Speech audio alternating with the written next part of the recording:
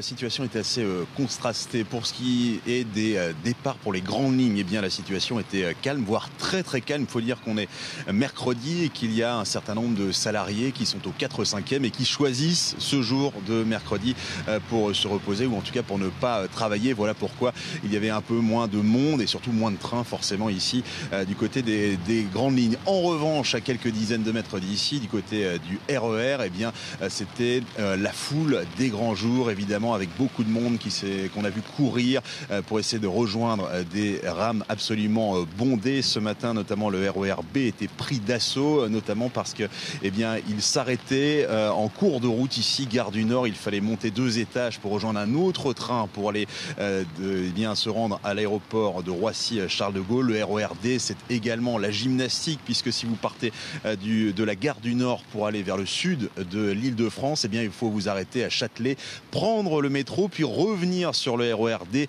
gare de Lyon, pour continuer votre chemin. Écoutez quelques-uns de ces usagers, des réactions reprises sous la pluie par Antoine Corvert. On est parti très tôt, évidemment. D'habitude, on part, je sais pas moi, à 7 h. Aujourd'hui, moi, je suis levée à 5 h pour avoir le premier train et puis il y avait du monde.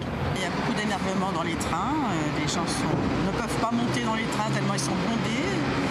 Tout le monde veut aller travailler. C'est quand même un petit problème. Bon, allez travailler. Il faudra aussi en revenir ce soir parce que le mouvement, Patrick, doit durer jusqu'à demain matin et ça ne va pas vraiment s'arranger.